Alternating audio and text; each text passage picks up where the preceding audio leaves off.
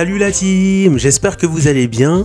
Aujourd'hui on se retrouve pour une nouvelle vidéo dans la série Astuces sur Windows et dans cette vidéo on va découvrir ensemble comment faire pour mettre à jour les drivers de votre carte graphique de manière manuelle sans passer par le logiciel GeForce Experience. C'est vrai que ce logiciel est pas mal parce que ça permet de faire la mise à jour de carte graphique ou bien d'optimiser les paramètres graphiques sur un jeu pour l'exploiter en fonction de votre carte graphique, mais malheureusement on n'a pas que des points positifs sur ce logiciel.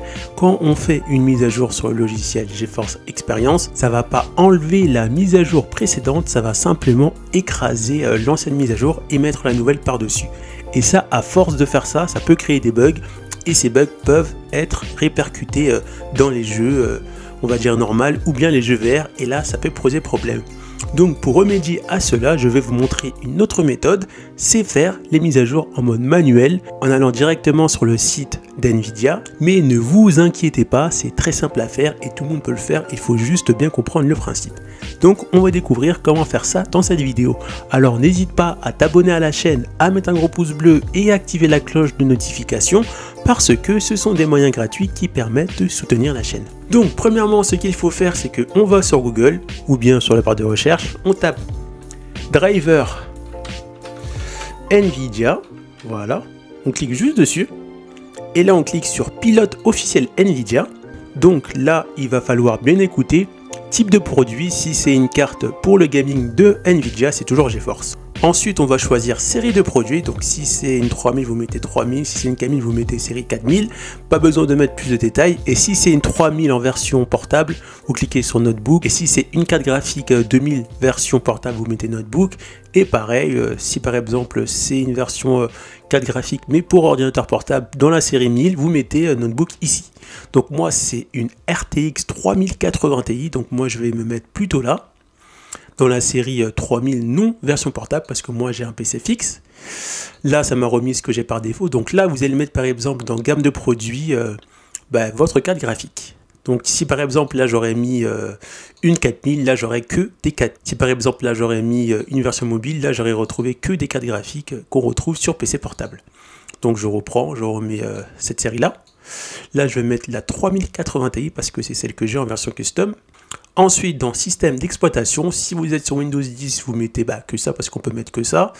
Si vous êtes 11, vous mettez Windows 11. Si vous avez toujours Windows 7, vous mettez Windows 7. Si vous avez ces systèmes d'exploitation là, vous cliquez dessus. Et là, on fait chercher. Et là, on peut voir la dernière mise à jour pour les drivers de ma carte graphique. Ça aurait été pareil pour une autre carte graphique. On voit la dernière mise à jour qui date du 1er décembre 2022. Là, je vais cliquer sur télécharger. Ensuite, ça me dit bien téléchargement inclut le pilote NVIDIA ainsi qu'une option d'installation pour GeForce Experience, mais je ne vais pas l'installer. Je fais confirmer et télécharger.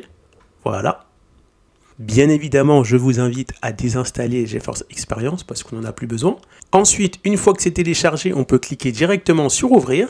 Donc là, on va attendre que ça s'ouvre automatiquement.